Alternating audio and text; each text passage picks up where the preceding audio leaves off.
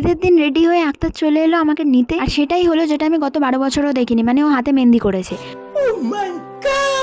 ওর ইয়ারিংটা আমার কাছে যত্ন সহকারে তোলা ছিল, তাই গিয়ে আমি যত্ন সহকারে ওকে পরিয়েও দিলাম। কোনো ওকেশনে ওর কানটা ফাঁকা থাকুক সেটা আমি একদমই চাই না। তারপর গিয়ে আমি সাবিনার বাড়িতে একটা সুন্দর কমপ্লিমেন্ট পেলাম। এই তো আমার ঈদ করতে এসেছে রে। আর কাকিকে একটা ডায়লগ খারাপ দিয়ে লাগবে এলাম। কি না, আমি বললাম যেটা নিজের ভালো লাগবে সেটাই করবে, পাবলিক কি বলবে নো ম্যাটার, তাই না? তোমরা আমার সাথে একমত তো? এইটুকু পেটে কি আর সব একসাথে খেতে পারি, তাই শুধু বিরিয়ানিটাই জুটলাম। ওনার ভেতরে একটু সিনেম্যাটিক ভালো ভিডিও করতে গেছিলাম, লাস্টে সাবিনা ধ্যাত বলে আমাকে ছেড়ে দিল বিরক্ত। তো কি হয়েছে, একটা মিশন সাকসেস হয়নি, আরেকটা মিশন হবে, তার জন্য আমি আরেকটা ভিডিও করে নিলাম। দেন দেখছি দাদা সব বাচ্চাদের আইসক্রিম কিনে দিচ্ছে, আর সেই বাচ্চার পর্যায়ে আমিও পড়ি, তাই আমাকেও দিল। তাই নাকি?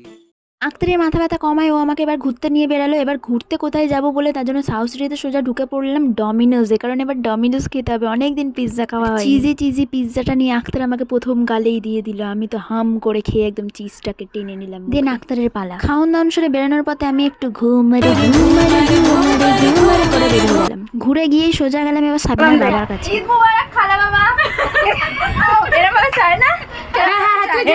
চাই হচ্ছে তো প্র্যাকটিস। হুট করে যখন আমার কোনো লিরিক্স মনে পড়ে, সব শেষে এখন নিজের ভেতরের গায়িকাটা বেরিয়ে আসে। এভাবেই আমার ঈদটা কেটেছিল। সারা দিন পর আমরা সবাই মিলে একসাথে গান গাইছিলাম। চলো টাটা।